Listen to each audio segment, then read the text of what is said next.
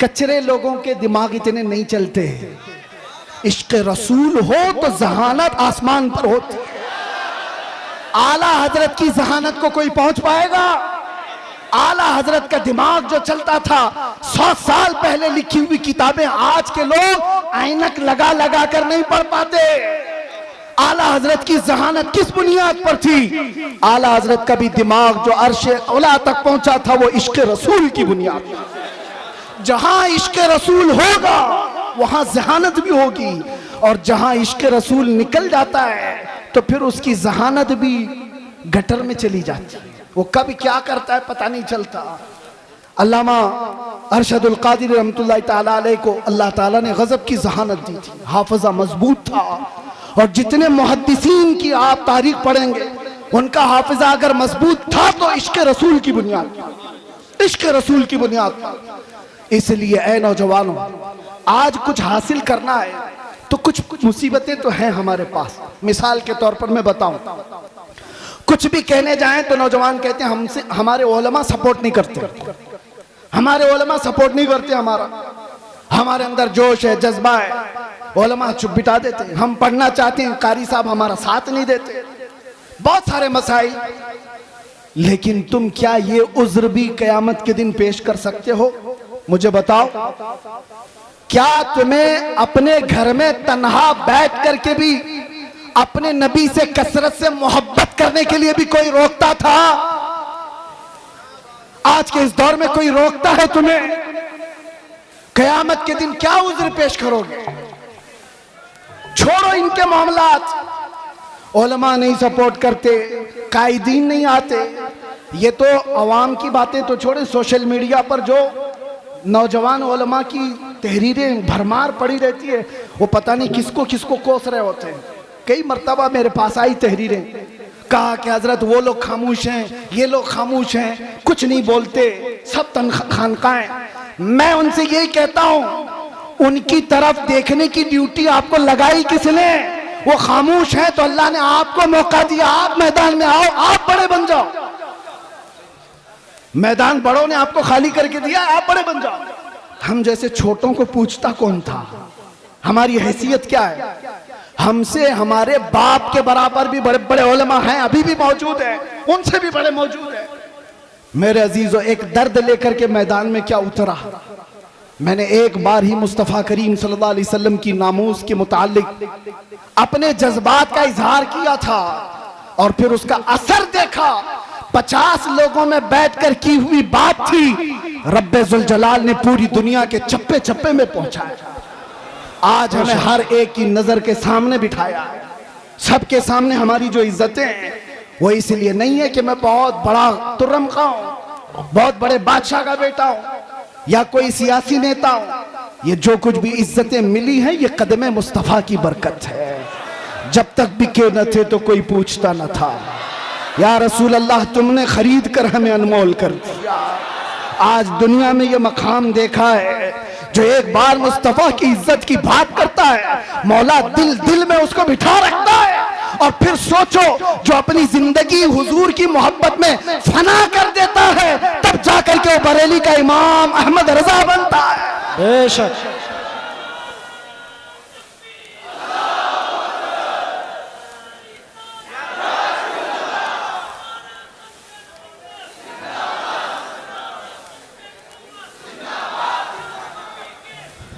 मैं दो चंद बातें बस आपकी सीरत से अख्ज़ करके, वैसे जो सुनाना था घर वाले ज्यादा बेहतर जानते हैं घर की बात। अल्लामा के साहबजादे यहाँ पर मौजूद हैं, उन्होंने सारी चीजें देखी हुई। एक बात आपको मैं बताऊं, सच्चा आलिम वो है जो सहाबा की सीरत पर चले, उनके तमाम नुकूश पाक को अपनी जिंदगी के मिसाल राह बनाए।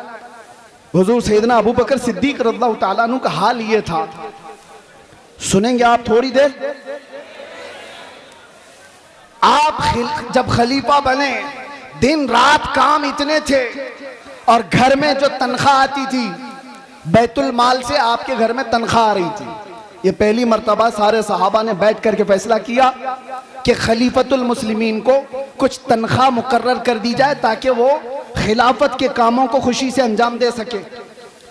तनख्वाह आती थी। एक दिन ऐसा हुआ कि उनकी बीवी ने कहा, सिद्दीक अकबर की बीवी कहती है, कभी तो कुछ तर ग़िज़ा खा लीजिए, कभी कुछ तर ग़िज़ा खा लीजिए, खजूर खा लें, कभी शहद खा लें। हजरत अबू बकर सिद्दीक फरमाते हैं, मेरी बेगम इतने पैसे हैं कहां मेरे पास कि मैं शहद खरीदूं, मैं घी खरीद करके लाऊं। ये वक्त के खलीफतुल मुस्लिमीन सैयदना अबू बकर सिद्दीक की बात कर रहा हूं। बीवी ने कहा, आप मत घबराएं, मैंने जमा करके रखे हैं, मेरे पास है, मैं ला करके देती हूं। हजरत अबू बकर सिद्दीक ने कहा, लाओ। आपकी अहलिया ने एक पोटली में कुछ पैसे रखे हुए थे, ला करके दे दिया। हजरत अबू बकर सिद्दीक ने गिना, वो कुछ सिक्के थे। पूछा, ये तेरे पास कहां से आए? बीवी ने मुस्कुरा कर कहा, वो छोड़िए, जो तनख्वाह आती है ना आपकी बैतुल माल से, मैं घर का राशन ला करके थोड़ा थोड़ा अलग निकाल करके रख दिया करती थी, थोड़ा थोड़ा जमा करके। औरतों की आदत है बचा के रखने की। तो हजरत अबू बकर सिद्दीक की बीवी कहती है, मैं थोड़ा थोड़ा बचा कर रखती थी, वो आज इतनी हो गई है, इससे आप जाइए शहद खरीद लीजिए, घी खरीद लाइए। हजरत अबू बकर सिद्दीक कहते हैं, बहुत अच्छा, ला। ले करके जाते हैं, बैतुल माल में पूरा माल जमा कर दिया और फिर सहाबा को बुला करके कहा, आज के बाद से मेरी इतनी तनख्वाह कम कर दी जाए, इसलिए कि ये माल मेरे घर में ज्यादा आ रहा है, इतना माल मेरे घर में ज्यादा आ रहा है। सैयदना अबू बकर सिद्दीक रज़ियल्लाहु ताला अन्हु ने जब ये फरमाया, सहाबा अश अश कर रह गए, इतना माल तो कोई भी छुपा के रख सकता था। ये वाकया बयान करने के बाद अब मैं आपसे कहता हूं, इसका अक्स मैंने जिंदगी में पाया है एक कायदे अहले सुन्नत अरशदुल कादरी की जिंदगी में। मेरे अजीजों, उनके बड़े साहबजादे यहाँ बैठे हुए गुलाम रब्बानी साहब फरमाते हैं, अल्लामा के घर में पोते की विलादत हुई थी, शायद यही पोते होंगे, कहाँ है? पोते की विलादत हुई थी और इनकी वालिदा छट्टी मनाना चाह रही थी। छट्टी होती है, मदरसे से मुत्तसिल मकान है, तो छट्टी जब हो रही है, औरतें कुछ खाना पकाना कर रही होंगी, तो देग की जरूरत थी पानी जमा करने के लिए। तो इनकी वालिदा मोहतरमा अल्लामा की अहलिया मदरसे के मतबख से वो देग मंगवाई सेक्रेटरी से या किसी से बोलकर, क्या आज हमारे घर में कुछ फंक्शन है, उसमें पानी जमा करना है, या जो भी मंगवा करके अपने घर में रखा और पानी भरा। पानी आता भी नहीं था जैसे वो बताते। अचानक दोपहर को या जिस वक्त आमद हुई अल्लामा अरशदुल कादरी की घर में, उन्होंने देखा, पहली नजर में अपनी अहलिया से पूछा, ये कहां से आया पानी, और ये देग तो मदरसे की लगती है। अहलिया ने कहा, हाँ घर में आज छट्टी है, पोते की विलादत हुई, मैंने मंगवा लिया। आपने ठोकर से पूरा पानी इधर गिरा दिया और कहा, फौरन के फौरन ले जाकर के मदरसे में जमा करो, और जितनी देर इसका इस्तेमाल किए उतनी देर की रसीद काट करके मदरसे में जमा करो, और कोई छट्टी पट्टी नहीं होगी घर के अंदर। अगर कौम की अमानत का 1 रुपया भी मेरे घर में इस्तेमाल होगा, मेरे घर में इस्तेमाल होगा, तो वो मेरे लिए हराम है, हराम। ये सिद्दीक अकबर की जात से लिया हुआ पहलू था, सिद्दीक अकबर की जात से लिया हुआ पहलू था। मेरे अजीजों, आज हालात तो बड़े बहुत अलग है। अब क्या बताएं, हम इस मैदान के आदमी हैं, ये स्टेजों की, और ये स्टेज और ये प्रोग्राम कितने कमर्शियल हो गए हमें पता है। दिल नहीं करता, अभी लोग इस पर धंधा करने लगे हुए हैं, बिजनेस होते हैं, ठेकेदारियां होती हैं, उलमा की कीमतें तय होती हैं, शोरा की कीमतें तय होती हैं। 1 घंटा बयान करने का वो इतना लेगा, एक नात पढ़ने का वो इतना लेगा, सारा कमर्शियल हो गया। और वो एक अरशदुल कादरी है, एक अरशदुल कादरी, कई दिन उनके घर में फाके चलते रहे।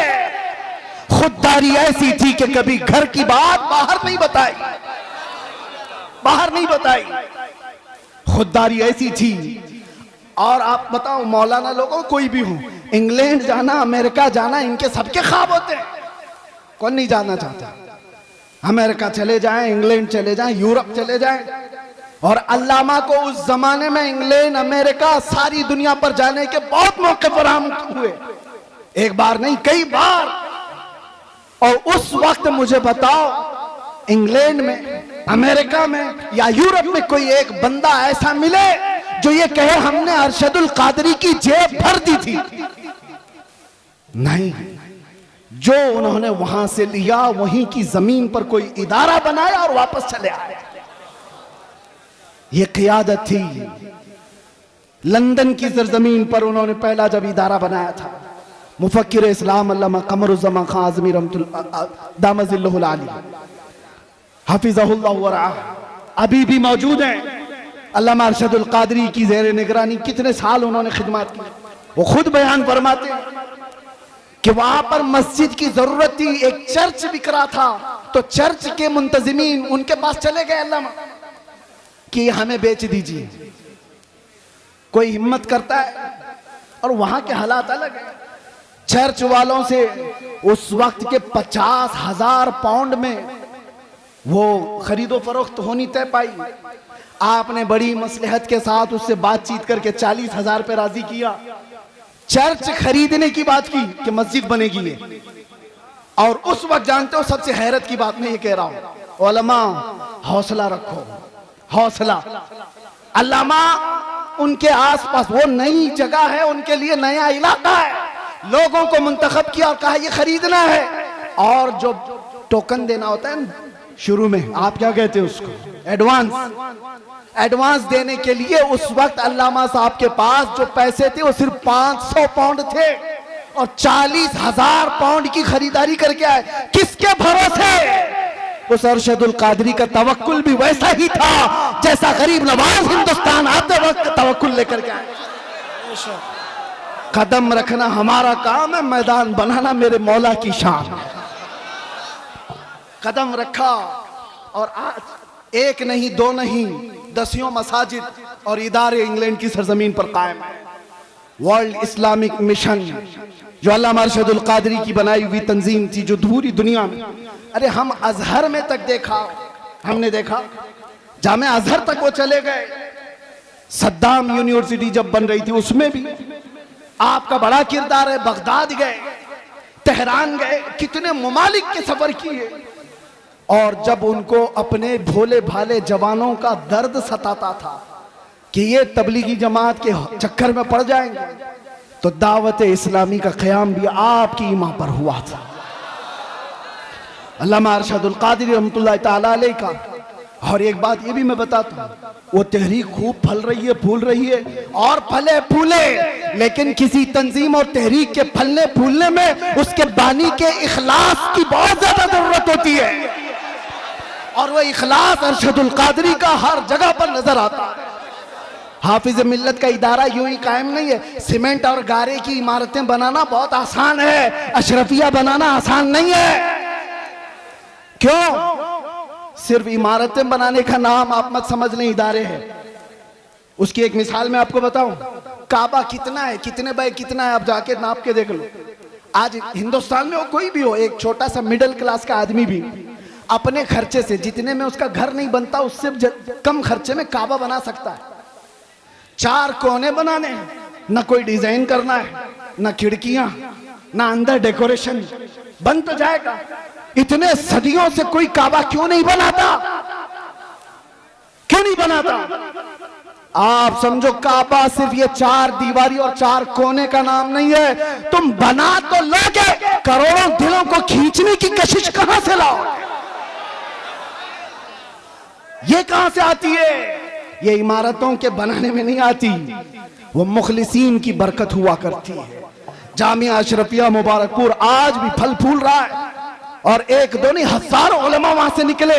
उसकी हर ईंट में पसीना नहीं, हाफिज मिल्लत का खुलूस लगा हुआ है। इसी तरह जिन तहरीकों पर अल्लामा अरशदुल कादरी रहमतुल्लाह तआला अलैह की दुआएं रही, वो फल रही है, फूल रही है। इखलास जिसके अंदर लगा रहेगा उसमें बरकत भी ज्यादा रहेगी, तादेर व कायम रहेगा। ये चंद बातें थी। अब एक और बात उलमा के सिलसिले में, अल्लामा रहमतुल्लाह तआला अलैह उनके इस्लाह का तरीका देखा, उनको भी अपने जमाने में कुछ लोगों से शिकायतें थी, तो उन्होंने स्टेज पर आकर के गाली गलौज करके इस्लाह नहीं की। उनको भी बहुत सारे लोगों से कई मसले हुए, लेकिन उनके खुतूत गवाह हैं कि उन्होंने दूसरे उलमा की इस्लाह कैसे की। उनके लिखे हुए खत आज भी गवाह हैं, जब उनको किसी की इस्लाह करनी होती तो क्या लबो लहजा इस्तेमाल करते थे। ये उम्मत का दर्द रखने वाला कह सकता है, उम्मत का दर्द रखने वाला। एक वाकया इस पर शाहिद अदल है। बकी बिन मुखल्लद एक बड़े मुहद्दिस हैं, अंदलुस के रहने वाले। इन्होंने तकरीबन 1300 सहाबा की हदीसें किताब में जमा की थी। मुस्नद बकी बिन मुखल्लद वो जाया हो गई। बकी बिन मुखल्लद का मैं एक बार आपको तस्करा सुना देता हूं, ताकि अब ये उलमा के लिए मसला है। इस जिम्मेदार स्टेज से मुझे एक पैगाम देना था। बकी बिन मुखल्लद को एक शौक था जिंदगी में, वो इमाम अहमद बिन हंबल से मुलाकात का, उनसे हदीस सुनने का। तो अंदलुस से, स्पेन से चल करके निकले, पैदल चलते थे आप सफर में। तकरीबन 1.5 साल के बाद आप बगदाद पहुंचे थे। 1.5 साल सफर करके आए। कितने हजार किलोमीटर का सफर है अंदलुस से बगदाद। बगदाद आने के बाद पता चला कि इमाम अहमद बिन हंबल को हुकूमत की पाबंदियां हैं, पुलिस का घेरा है, उनको बयान करने पर पाबंदी है। कभी ये वाकया पढ़ते हैं तो हमें पूरे हालात नजर आने लगते हैं। पाबंदी लगाई गई इमाम अहमद बिन हंबल पर। बहुत बड़े मुहद्दिस इमाम अहमद बिन हंबल कौन है? जिनको 5 लाख हदीसें रसूलुल्लाह की याद थी, वो इमाम अहमद बिन हंबल की बात कर रहा हूं। हुकूमत सख्त थी, आप पर पाबंदी थी, लेकिन बकी बिन मुखल्लद जिस वक्त आए बगदाद में, वो पूछते रहे इमाम अहमद बिन हंबल कहाँ रहते हैं। सब लोग डरने लग गए, उनका नाम लेने से ही डरने लगे। अरे किसका नाम ले लिया? हमारे ऊपर 19 केस लगाए हुए हैं, हमारा नाम कोई ले ले तो सामने वाला भी सोचता अरे इनका नाम क्यों ले लिया। एक तजुर्बे की बात बता रहा हूं, जिसके ऊपर हुकूमत की सख्तियां होती हैं वैसी कौम उसको दूर करने लगती है। उसके साथ ना बैठो, मेरे ऊपर भी केस हो जाएगा। बकी बिन मुखल्लद पूछते रहे, कोई बता नहीं रहा था। कुछ लोगों ने कहा, उन्होंने पूछा क्या कोई और मुहद्दिस हैं यहाँ पर जो हदीसें सुनाते हैं? कहा है ना। कहा कौन है? यहया बिन मुईन, वो भी पाए के मुहद्दिस थे। कहा बकी बिन मुखल्लद मैं जाता हूं, उनसे हदीस सुनता हूं। वो एक मस्जिद में बैठे हदीसें सुना रहे थे। कौन? यहया बिन मुईन। और जब हदीसें बयान करने के बाद उन्होंने सवालात पूछने के लिए मौका दिया, तो बकी बिन मुखल्लद ये खुद आगे बढ़ते हैं, कान में जाके पूछते हैं। तवज्जो, अब जो मेरे बयान करने का मकसद है, कान में जाकर यहया बिन मुईन से पूछते हैं, क्या आप इमाम अहमद बिन हंबल को जानते हैं? क्योंकि सब लोग डर रहे थे उनका नाम लेते ही। हुकूमत की सख्ती है, पाबंदी है। अहमद बिन हंबल के घर के अतराफ पहरा लगा हुआ है, कोई नाम भी नहीं लेता था। तो बकी बिन मुखल्लद ने कान में जाकर पूछा यहया बिन मुईन से, क्या अहमद बिन हंबल को आप जानते हैं यहाँ इलाके में? आप जलाल में आ गए। वो ऐसा जलाल नहीं कि मेरे बराबर के आदमी के बारे में मुझसे क्यों पूछा, नहीं। कहा इधर आओ, कहां से आए हो? कहा अंदलुस से चल के आया हूं। कहा जो बात तुम पूछ रहे हो वो कान में पूछने की नहीं, मजमे आम में पूछो। अहमद बिन हंबल के बारे में कान में मत पूछो, पूरे मजमे में पूछो। कहा पूछो। उन्होंने बुलंद आवाज से पूछा, इमाम अहमद बिन हंबल के बारे में जानते हैं? यहया बिन मुईन ने कहा बरजस्ता, हाँ मैं जानता हूं। इस वक्त वो रूए जमीन के सबसे अफजल तरीन आलिम है और मुझे उनकी फजीलत बयान करने में कोई दिक्कत नहीं है। ये कौन फरमाते? यहया बिन मुईन। और उसके बाद बकी बिन मुखल्लद पूछते हैं, क्या आप इजाजत देते हैं कि मैं उनसे जाकर हदीस सुनूं? एक खुद मुहद्दिस हैं वो, उनसे पूछ रहे हैं, मौलाना साहब आपसे आकर के कोई पूछे, मैं आपसे नहीं पढ़ना चाहता हूं, दूसरे मौलाना से पढ़ना चाहता हूं। भगा देगा, मुझे क्या समझ रखा है, मुझे कमतर समझा है। यहया बिन मुईन कहते हैं तुमने बेहतरीन फैसला किया है, मुझे भी वक्त मिले तो मैं अहमद बिन हंबल से हदीस सुनूं। यह है वक्त के मुआसिर उलमा के दरमियान मोहब्बत और एक दूसरे का एहसास। उसके बाद यहया बिन मुईन दरबार से वो निकले, बकी बिन मुखल्लद पूछते हैं अहमद बिन हंबल कहाँ है? कहा उनके घर पर पुलिस का पहरा है। कैसे जाएंगे? दिखाए रास्ता। जब गए दरवाजे पर दस्तक दिया, इमाम अहमद बिन हंबल बाहर आए, जल्दी से अपना बता दिया, मैं इतने 1000 किलोमीटर का सफर करके आया हूं, आपसे कुछ हदीसें सुनने आया हूं। इमाम अहमद बिन हंबल ने कहा आज तो तू आ गया, कल तुझे पुलिस आने नहीं देगी। कहा उसका रास्ता मैंने बना लिया है। क्या बनाया? कहा रोजाना मैं एक कटोरी लेकर के आऊंगा भीख मांगने के लिए, दरवाजे पर दस्तक दूंगा, आप थोड़ी रोटी मेरे कटोरे में डाल देना और 4 हदीसें भी सुना देना। इमाम अहमद बिन हंबल की बारगाह में बकी बिन मुखल्लद कई महीनों तक इस तरह हदीसें सुनते रहे। इस वाक़े को बयान करने का मतलब ये है मेरे अजीजों, एक तरफ वो यहया बिन माइन है, एक तरफ इमाम अहमद बिन हंबल, एक तरफ बकी बिन मुखल्लद। हदीसों में ये सब बड़े बड़े मुहद्दिस हैं। कोई किसी के अंदर ये एहसास नहीं है कि मैं इससे छोटा हो जाऊंगा, उससे बड़ा हो जाऊंगा। बकी बिन मुखल्लद चल करके हदीस सीखने आ रहे हैं। यहया बिन मुईन खुद बता रहे हैं कि जाओ इमाम अहमद बिन हंबल के पास। ये शान हमने देखी है सरकार मुफ्ती आजम हिंद में भी, ये शान हमने देखी है हुजूर हाफिज मिल्लत में भी, ये शान हमने देखी है अल्लामा अरशदुल कादरी की हयात। आज अगर नफसानियत से बाहर निकल आए तो आप में से कोई पीर साहब अगर ये कह दें तो बड़ी बात है आज के जमाने में कि जाए हमसे अफजल पीर हुआ है उनसे बैत कर लो, बहुत मुश्किल है। बहरहाल ये सब मसाइल छोड़ दें। नौजवानों तुम्हारे लिए सिर्फ एक बात है, आज जिस तरह ये खाली खाली नजर आ रहे हैं, उलमा के अपने मसाइल है, माशी मसाइल, हुकूमत की सख्तियाँ, और हम तो ठहरे ऐसी पागल कि आज पकड़े फिर कल पकड़े, पता नहीं क्या क्या हालात हों। लेकिन इन हालात में अल्लाह ताला तुम्हें तन्हा कभी नहीं छोड़ेगा। ये उम्मत मुस्तफ़ा को सुबह क़यामत तक रहना है, सुबह क़यामत तक ये आबाद रहेगी। टेंशन इस्लाम के खत्म होने का नहीं है। आपको डर ये नहीं पालना है कि कुरान खत्म हो जाएगा, इस्लाम खत्म हो जाएगा, कभी नहीं खत्म होगा। टेंशन इसका लेना है कि तुम्हारे अपने ईमान का क्या होगा। इस्लाम का कुछ नहीं होगा, कुरान का कुछ नहीं होगा, अल्लाह उनका मुहाफिज है।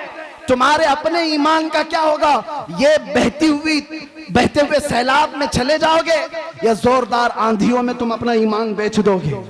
आज के हालात इस बात का सवाल करते हैं नौजवानों, तुम अपना ईमान इतना कमजोर ना कर लो कि तुम्हें वक्त की दौलतमंद खरीद ले, तुम्हें कोई डर खरीद ले, तुम्हें कोई डरा धमका करके ईमान से दूर कर दे।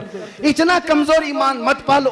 अब हमारे पास कायदीन बार बार नहीं आएंगे, वाज़ो नसीहत करने वाले भी नहीं आएंगे। हो सकता है मदरसे आगे चल करके मुश्किलात का सामना करें। ये मिंबर की भी इज्जतें दाव पर लगी हुई हैं। आज ये सजा है, कल क्या पता। अल्लाह सदा कायम रखे, शाद रखे, आबाद रखे। लेकिन बातिल कुव्वत की नजरें इस पर है। इसलिए मैं आपसे कहता हूं, एक चीज है जो 100 साल पहले हमें इमाम अहमद रजा फाजिल बरेलवी दे करके गए थे और ये सुना कर गए थे, जिसके पास ये होगा उसे फिक्र नहीं होगी, डर नहीं होगा। आप सबको ईमान पे मरने की फिक्र है या नहीं? सबको ईमान पे, इस्लाम पे दुनिया से जाना है कि नहीं जाना है? लेकिन कैसे जाओगे? बड़े बड़े डरते हैं इस बात पर कि आखिरी वक्त कैसा आएगा। लेकिन आला हजरत बरेलवी वाले कहते हैं एक बात याद रख लो, तुम्हारे लिए पक्का है कि इस्लाम के साथ जाओगे। वो क्या है? उन्हें जाना, उन्हें माना, न रखा गैर से काम, लिल्लाहिल हम्द में दुनिया से मुसलमान गए। वाह वाह। और इसी वजह से हम जलसों में जाना कम भी कर चुके हैं कि ये मजमा संभलने को संभलता नहीं और वक्त ज़ाया होता चला जाता है। बहरहाल आज जिस कायदे अहले सुन्नत के उर्स में हम हाजिर हैं, मैं थोड़ा ही वक्त लूँगा। एक ही बात मैं कहूँगा, पिछले 3 दिन से आपने उनकी सीरत पर बहुत कुछ सुना होगा। उलमा, खुतबा, शोरा, यहाँ पर बहुत सारी चीज़ें आपको सुना कर जा चुके हैं। लेकिन मैं अपनी ज़िंदगी में आज महसूस करता हूँ, पल पल घड़ी घड़ी अगर किसी की याद आती है मुश्किलात में, तो वह अरशदुल कादरी जैसे कायद की याद आती है। आज उम्मत को जिस कायद की ज़रूरत है वो अरशदुल कादरी जैसा कायद था, जो उलमा को मुत्तहिद करे, मरबूत करे, सियासत में हमारी क़ियादत को एक नाम तक पहुँचाए, हमारे मिली मसाइल को कमरे के अंदर बैठ करके हल कर सके, वो एक दूसरे पर तीखे निशाने करने वालों पर जा करके सुलह मुसालहत की बात कर सके। वो कायद आज हमें नजर नहीं आता जो कायदे अहले सुन्नत के अंदर खूबियां थी। हैरत होती है कि इतने तबलीगी दौर, इतने तबलीगी सफर करते हुए वो किताबें किस वक्त लिखते थे। उनके कलम में अल्लाह ने ऐसी बरकत रखी थी। एक बात मैं आपको बताता हूं, अल्लाह ताला जिससे दीन की खिदमत लेता है उसकी जिंदगी के वक्त में अल्लाह बरकत देता है। वो थोड़े से वक्त में बहुत कुछ काम करके जाता है। आम लोगों से ये मुमकिन नहीं होता। अल्लामा अरशदुल क़ादरी अलैहि रहमत व रिज़वान ने जो एक क़ियादत का अच्छा चेहरा पेश किया, काश आज उम्मत को फिर से एक वैसा कायद मिल जाएगा। अहले सुन्नत व जमाअत के दरमियान एक ऐसा ऊंचा चेहरा जिसके जलजला और ज़ेरो ज़बर से पूरी दुनिया आज तक कांपती है, जिसका जवाब नहीं दिया जा सका है। आप जमशेदपुर वाले, जो नई नस्ल है, जो नए नौजवान हैं, यंगस्टर्स, जिन्होंने उस कायदे अहले सुन्नत को देखा नहीं है, आप आज की दुनिया में जी रहे हैं। तुम्हारी ये खुशबख्ती और सआदत की बात है कि पूरी दुनिया में जिसने अहले सुन्नत व जमात का दर्द लेकर के तबलीगी सफर किए वो तुम्हारी जमीन पर आराम कर रहा है, वो इसी जमशेदपुर में आराम कर रहा है। आप क्या समझते हैं मोहल्ले में बैठ करके 4 लोगों की इस्लाह कर लेना ये क़ियादत नहीं है। मैं जा करके देख करके आ रहा हूं, मिस्र में, तुर्की में, वहां तक भी ये पहुंचे हुए हैं अपने अहले सुन्नत का दर्द लेकर के। हद तो ये हुई कि जब मैं आपकी तारीख में ये पढ़ा 1982 में आप तेहरान भी चले गए, ईरान, इनकलाब ईरान के बाद जो ईरान के हालात सख्त हो गए थे। क्यों गए मियां? आप सुन्नी आलिम हैं, शियों के मुल्क में क्यों गए? इसलिए नहीं गए थे कि शियों से लिफाफे लेकर आए और अपना महल बनाए, बल्कि इसलिए गए थे कि तेहरान में 5 लाख सुन्नी मुसलमान जीते थे। उनके मुस्तकबिल की फिक्र करके हिंदुस्तान से वो ईरान पहुंचे थे। ईरान के सुन्नियों को एक मस्जिद बनाने की इजाजत नहीं दी जा रही थी, तो दर्द ईरान के सुन्नियों को नहीं, हिंदुस्तान में बैठे अरशदुल क़ादरी के दिल धड़क रहे थे। उम्मत का दर्द हो तो क़ियादत आती है। और एक बात, मैंने आप ही के अशार से अपनी गुफ्तगू का आगाज किया।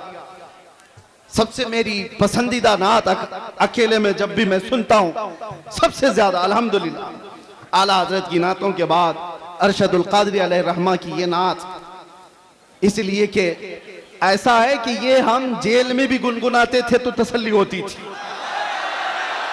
बहरे दीदार मुश्ताक है हर नजर, दोनों आलम के सरकार आ जाई। चांदनी रात है और पिछला पहर, दोनों आलम के सरकार आ जाइए। ये वो कहता है जिसका दिल बाराह रास्त मुस्तफा से जुड़ा हुआ होता है, जिसके दिल की धड़कनें मेरे आका के इश्क में धड़क रही हो, वो इस तरह की तमन्नाएं करता है। और एक बात मैं आपको बताऊं, बहुत सारे लोगों को देख करके आप कंपेयर ना करना। जिसके सीने में सच्चा इश्क रसूल होगा उसके दिल में ऑटोमेटिक उम्मत का दर्द भी होगा। ये लाजिम चीज है। जो नबी से बेपनाह मोहब्बत करता है, बाय डिफॉल्ट जिसको कहते हैं ना, ऑटोमेटिक उसके अंदर उम्मत की मोहब्बत और उम्मत का दर्द आ ही जाता है। वो ऐसा नहीं है, ऐसा नहीं है कि उम्मत को तोड़ने की बात कर रहा होता है और रसूलुल्लाह की सीरत बयान कर रहा होता है। झूठा होगा। नबी से मोहब्बत करने वाले की सबसे पहली अलामत बयान की गई है। मेरे आका ने खुद फरमाया, मल्लम यहतम बिअमरिना फलैसा मिन्ना। जो इस हाल में सुबह किया कि मेरी उम्मत का ख्याल नहीं किया, वो मेरी उम्मत में से नहीं है। हुजूर ने फरमाया, जो उम्मत मुस्तफा का ख्याल नहीं करता, हुजूर फरमाते हो मुझ में से नहीं है। और जो रसूलुल्लाह से मोहब्बत करता है उसे उम्मत का दर्द सताता है, उम्मत का दर्द सताता है। अल्लामा अरशदुल क़ादरी रहमतुल्लाह ताला अलैह की जिंदगी को पढ़ो ऐ नौजवानों। कितनी जगहों पर वो सफर करते चले गए। उस जमाने में जब टेक्नोलॉजी इतने उरूज पर नहीं थी, असबाब इतने नहीं थे। आज हमें वक्त बचाने के लिए इतने पापड़ बेलने पड़ते हैं। मैं अपनी बात कर रहा हूं, मैं कहीं जा करके अपने सफर की दास्तानें नहीं सुनाने का कायल नहीं हूं, लेकिन फिर भी मैं आपको बताऊं कि सफर को बचा बचा करके वक्त के लिए आज हम इतनी कोशिश करते हैं, फिर भी अपने घर को वक्त नहीं दे पाते। अपने घर के लिए वक्त निकालना मुश्किल हो जाता है। जबकि आज प्लेनों का सफर करते हैं, इधर से बैठे उधर उतरे। और ये वो अशखास, वो नुफूस कुदसियां हैं जिन्होंने कई कई दिनों तक बसों के और ट्रेनों के सफर किए थे, और फिर भी उम्मत के दरमियान जाकर के खिदमत इस्लाम का वो हक अदा किया जो आज प्लेनों का सफर कर करके भी 100 लोग नहीं अदा कर सकते, नहीं कर सकते। वो दर्द था उम्मत का। मैं मेरे वालिद गिरामी रहमतुल्लाह ताला अलैह से अल्लामा अरशदुल कादिर रहमतुल्लाह अलैह के मुतालिक बहुत बचपन में सुना था, जब मेरी उम्र अभी मुश्किल से 7-8 साल रही होगी। उस वक्त से सुनते आए जब अभी मदरसे की दहलीज पर कदम भी नहीं रखे होंगे। हाँ, किस वजह से सुनते थे? वो कसरत से सरकार मुफ्ती आजम हिंद का और हुजूर हाफिज मिल्लत का जिक्र करते, और अल्लामा अरशदुल कादिर रहमतुल्लाह अलैह के मुतालिक बताया कि कर्नाटक की सरजमीन पर, कर्नाटक की सरजमीन आप ऐसा समझे कि आज के दौर में भी इल्मे दीन से शगफ रखने वाली उतनी वहां पर कौम आबाद नहीं है। आज भी ऐसे हालात हैं। उस जमाने में फरमाते थे, मेरे वालिद के एक खत लिखा था खाली, और उस खत की बुनियाद पर वो जानते भी नहीं थे हमें। आ गए स्टेशन पर आकर के पूछने लगे कि फला मौलाना ने खत लिखा था मुझे, मैं यहां आया हूं। पता पूछते हुए मस्जिद तक पहुंचे, और मुसलसल कई दिन तक वहां पर ये फरमाया करते थे, कई मस्जिदों के सिलसिले में फिक्र, कई मदरसों के मुतालिक फिक्र। और आज उनका एक दर्द में एक जुमले में बताता हूं, उलमा समझ जाएंगे, उलमा समझ जाएंगे। बड़े बड़े कायदीन, माफ करें मैं किसी को टॉन्ट नहीं करना चाह रहा, बड़े बड़े पीर बने, कुछ भी बने, उम्मत का दर्द नहीं है तो उनके लिए ये जुमला है। अल्लामा अरशदुल कादिर रहमतुल्लाह अलैह ने, और वो जिसके लिए कहा था वो भी कोई आम आदमी नहीं थे, वो अपने जमाने के बहुत बड़े खतीब थे, बहुत बड़े खतीब थे जिनका तूती बोलता था हिंदुस्तान में। उसके बावजूद अल्लामा अरशदुल कादरी उनको खत में लिखते हैं कि उम्मत के हालात के सिलसिले में अगर आप खामोश रहे तो आपकी बेदारी के लिए मैं क्या कर सकता हूं। तो जुमला कितना प्यारा है, फरमाते काश मुझे सूरे इसराफील मुस्तार मिल जाती। फरमाते हैं इसराफील अलैहिस्सलाम की सूर मुझे उधार में मिल जाती, वो फूंक फूंक करके मैं हंगामे महशर बपा कर देता आपको बेदार करने के लिए। ये दर्द था मेरे अजीजों, दर्द था। आज जरूरत है इस भोली भाली उम्मत को इस तरह से ऐसी आवारा छोड़ने की बजाय इनके रास्ते तय किए जाए, इनके रास्ते तय किए जाए। मेरे अजीजों, जो हालात यहां पर बने हुए हैं उस सिलसिले में भी मैं आपसे कहूं, किस तरह के हालात बने। आज अगर अल्लामा अरशदुल कादरी होते तो ये चुप्पी और खामोशी तो नहीं होती। कम से कम मैं जो बोलना चाह रहा, हमारे उलमा जेलों में बंद हैं, उनके सिलसिले में आवाज कोई क्यों नहीं उठाता। बरेली शरीफ खानदान आला हजरत तौकीर रजा साहब आज तक अंदर हैं, और कमर गनी उस्मानी साहब 4 साल से अंदर हैं। किसी को डर लगता है तो अलग बात है कि इनके नाम ले लिए, उनके नाम ले लिए, हमारे लिए मामलात ना आ जाए। तुफ है तुम्हारी ऐसी सोच पर। उम्मत मुस्तफा का वो हिस्सा है या नहीं, टुकड़ा है या नहीं। मेरे आका फरमाते हैं, मसलुल मुमिनी का मसली जसदिन इज़ा इश्तका अदवन तुदअ लहु साइरुल जसद बिस्सहरी वल हम्मा। मोमिन की मिसाल ऐसी है कि जैसे एक जिस्म के कई आज़ा, एक जिस्म के कई आज़ा, अगर बुखार आए तो हाथ में भी तकलीफ होगी, पैर में भी तकलीफ होगी, सर में भी दर्द होगा। मोमिन की मिसाल ऐसी है कि एक मोमिन को दर्द होगा तो सारे मोमिनों को दर्द होना चाहिए, बेशक सारे मोमिनों को दर्द होना चाहिए। मदरसे वाले, तंजीमों वाले, खानकाहों वाले ये सोच के बैठे हो कि अभी हमारी खानका पे थोड़ी ना कोई मसला आया है, वो जाता है तो जाए। अगर तुम्हारी ऐसी सोच है तो इंतजार करो, कल आपकी बारी है, कल आपकी बारी है। कितना बचना चाहोगे? जो सेक्युलर बन करके अपने आप को छुपाते थे, आज उनकी हालत ऐसी है, आज हालत ऐसी है, धोबी का कुत्ता, ना घर का ना घाट का, ना वो इनके हो पाए ना सुन्नियों के हो पाए। इसीलिए मुसलमानों, आज जो जरूरत है तुम्हारे अंदर, बाकी मैं किसी और को बेदार करने नहीं आया, बड़े बड़े लोग मौजूद हैं, बड़े बड़े लोग हैं, नौजवान जो मुझे सुनते हैं, उनसे अब एक ही बात कहता हूं, अब शायद तुम ढूंढते रह जाओ, दूसरा अरशदुल कादरी मिलेगा नहीं वाह वाह, जो तुम्हारी क़ियादत करे। अरे हमें नहीं मिलता, तुम्हें क्या मिलेगा? सुभान अल्लाह। दर्द है, इसलिए बोल रहा हूं, दर्द है कि इन मामलात में, उम्मत के मामलात में, जो अपने घर से निकल करके हर जगह जाता था, वो कौन है आज? कौन है? मदारिस इस्लामिया पर कुछ आंच आए तो कोई बात करने वाला? सुभान अल्लाह। पिछले 1 साल से ज्यादा हो गया होगा, अल-जामिअतुल अशरफिया मुबारकपुर, जो अजहर हिंद कहलाता है, किस तरह की मुसीबतों से गुजर रहा है, सारे उलमा को पता है, सारे उलमा जानते हैं। जामिया अशरफिया मुबारकपुर जिसने हिंदुस्तान को बड़े बड़े कायदीन दिए, अल्लामा अरशदुल कादरी भी उसी के खोशाचीन है। आज अशरफिया के ऊपर क्या हालात हैं आपको पता नहीं है?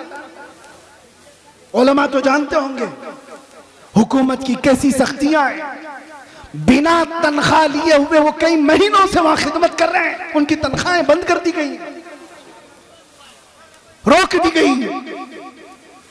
हमारे इन हालात पर अगर क़ियादत नहीं होती तो फिर किन हालात पर क़ियादत होगी? हालात, किन हालात पर क़ियादत होगी? मिंबरों पर एक दूसरे के अमामे खींचने पर।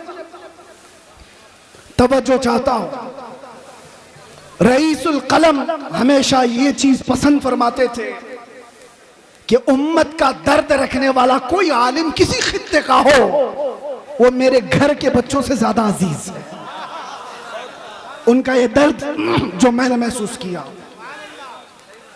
आज अपनों के लिए अलग मसाइल, गैरों के लिए अलग मसाइल, ये नहीं था उनके घर। मैंने आयत इसीलिए पढ़ी, ज़रक़ानी साहब अभी जो कह रहे थे कि अल्लामा अरशदुल कादरी रहमतुल्लाह तआला अलैह की सीरत पर उनका ये जुमला सूने के हरफों से लिखने के काबिल है। अपनों से गैरों से मुकाबला हो तो डट जाइए, अपनों से मुकाबला हो तो हार जाइए। यह जुमला आसान नहीं है, प्रैक्टिकल बहुत मुश्किल है, और यही कुरान का मफहूम है, अशिद्दाउ अलल कुफ्फारि रुहमाउ बैनहुम। सहाबा की यही सिफत थी, वो सख्त थे तो गैरों के लिए, और आपस में नरम दिल थे, ऐसे नरम दिल, ऐसे रहम दिल थे। सख्ती उन लोगों पर करनी चाहिए थी जो मेरे नबी की शान में भौंकते हैं, ना ये कि मुसलमानों के लिए। जब से ये चीजें हमारे अंदर बदल गई तो हमारे हालात भी ऐसे तितर बितर हो गए। आज देखो, कोई भी आकर के, एक छोटा सा लीडर भी मुसलमानों की छोटी सी टुकड़ी को काट के लेके चला जाता है। हर जगह यही हालात है, हर जगह यही हालात है। मुझे किस मसले पर बात करूं ये समझ में नहीं आता। मुसलमानों के जो मामलात हैं, नशा इतना ज्यादा आम है कि इनके नशाखोरी पर बात करें, जिना बढ़ता जा रहा है इस पर बात करें, औरतों की बेहयाई उरूज पर आ गई इस पर बात करें, एजुकेशन में इतने पीछे हो गए इस पर बात करें। समझ में नहीं आता, हजार मसाइल हैं हमारे, किन मसाइल पर बात करें। आखिर में जाकर के हमारा जो दर्द है वो इस नुक्ते पर पहुंचता है। इनको एक एक मसले का इलाज करते रहोगे, जिंदगी तमाम हो जाएगी, बीमारियां बढ़ती चली जाएंगी। बीमारियां बहुत हैं, लेकिन इलाज एक ही है। उम्मत मुस्तफा का इलाज एक ही है। वो इलाज का नाम है कि मोहम्मद से वफा तूने तो हम तेरे हैं। वो एक ही इलाज। आज उम्मत को उन कदमों से जोड़ने की जरूरत है। जब जब हलकों की बात होती है, जब जब अपने अपने खास जमात की बात होती है, तो उम्मत बार बार झगड़े करती है। जमात से मुराद मैं अहले सुन्नत की बात नहीं कर रहा हूं, सिर्फ पीरों के अपने हलकों की बात। ये पीर का मुरीद उससे नहीं मिल सकता, वो पीर का मुरीद इससे नहीं मिल सकता, इनसे सलाम उसका नहीं, उसका सलाम इससे नहीं। इस मिंबर पर आज देखें आप उलमा इकराम, मेरा हुस्न ज़न ये कहता है, ज़रक़ानी साहब इसकी तायीद करें, अरशदुल कादरी रहमतुल्लाह अलैह के उर्स में यहां किसी एक पीर का मुरीद आलिम नहीं बैठा है, सिर्फ अरशदुल कादरी रहमतुल्लाह अलैह के मुरीदी नहीं है। सारे सिलसिले के जमा हुए, इसलिए जमा हुए हैं कि उन्होंने अरशदुल कादरी रहमतुल्लाह ताला अलैह की सीरत को देखा है कि यहां पर छांटा नहीं जाता, यहां पर जमा किया जाता, इसलिए जमा हुए। बाकी तो डर लगता है। इनके भी स्टेज खास हैं, सबके हमें पता है, मैं खुलकर बोल रहा हूं। सब खतीबों के, सब शायरों के स्टेज खास है। इस स्टेज वाला उस स्टेज पे नहीं जाएगा। है सुन्नी, उनके बटे हुए हैं।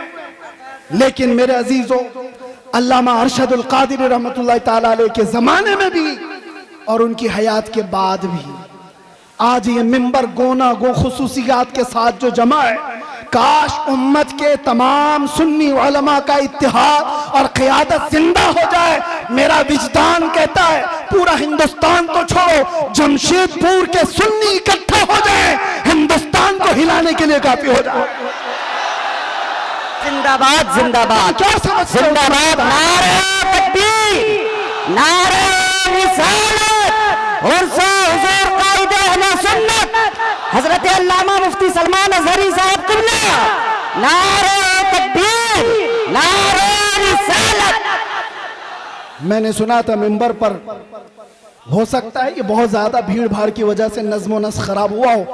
ज़रक़ानी साहब यहाँ पर बहुत सारे उसूल रखते हैं, उन उसूलों में ये भी मैं अर्ज किए देता हूँ कि जिसका उर्स हो रहा है उसी का नारा लगाए, यहाँ जो खड़ा है उसका नारा ना लगाए। होना ये चाहिए, हमारे मरने के बाद फिर लगाए। यहीं से तो शख्सियत परस्तियां शुरू हो रही। मुझे कम लक़ब दिया, मुझे छोटे नाम से बुलाया, पोस्टर में मेरा नाम वहां चिपकाया है। इन्हीं मामलात में तो है। मैं कितने लोगों को जानता हूं छोटे नाम की वजह से और पोस्टर में इधर उधर हो जाने की वजह से उनकी बरहमी आसमान पर है, और कोई सालों से जेल में सड़ रहा है, एक बार माथे पे शिकन नहीं आई। दर्द अगर तुम्हारी अपनी इज्जतों का है तो तुम्हारी इज्जतें नीलाम हो जाएंगी, और दर्द अगर उम्मत का है हर दिन तुम्हारी इज्जत बढ़ाई जाएगी, हर दिन इज्जत बढ़ाई जाएगी। इसीलिए मेरे अजीजों, आज बात करते हैं नामों से रिसालत के उस अहम मसले पर। अल्लामा अरशदुल कादरी रहमतुल्लाह ताला अलैह की जिंदगी उसके लिए शाहिद अदल है। आपके मुतालिक सबको मालूम होगा, सबको मालूम है अल्लामा अरशदुल कादरी बहुत बड़े मुनाजिर थे। मुनाजिर का मतलब भी आपकी जनरेशन समझना मुश्किल है। डिबेट में ऐसे माहिर थे कि सामने वाले को चित कर देते। लेकिन ये मुनाजरे किसके लिए होते थे?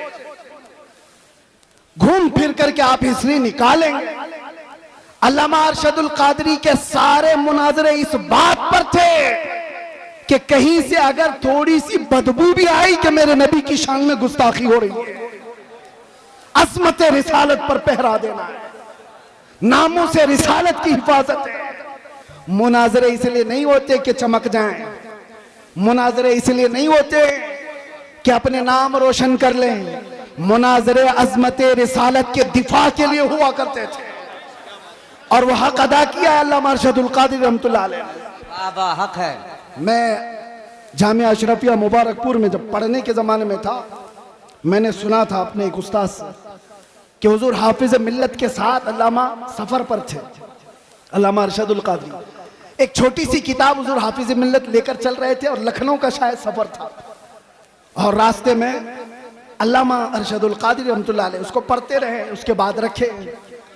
बाद में पहुंचने के बाद जिस साहब के घर पर मेहमान थे, हुजूर हाफिज मिल्लत भी वहां गए। पूछा कि मौलाना अरशदुल कादरी किताब कहाँ है वो जो साथ लेकर चले थे? कहा हुजूर मैं तो लेना भूल गया, छूट गई ट्रेन में, चली गई। हुजूर हाफिज मिल्लत को वो किताब की ज्यादा जरूरत थी, बहुत शदीद जरूरत थी। आप नाराज हो गए, कहा इतनी भी किताब का आप ख्याल नहीं कर पाए, साथ में सफर। कहा कि हुजूर थोड़ा सा वक्त दे दें, थोड़ा सा वक्त दे दें, किताब के मुतालिक कुछ ना कुछ करूं। फरमाया कि जो किताब उन्होंने ट्रेन में बैठकर मुताला किया था, पूरी किताब लिख करके हुजूर हाफिज मिल्लत को दे दी।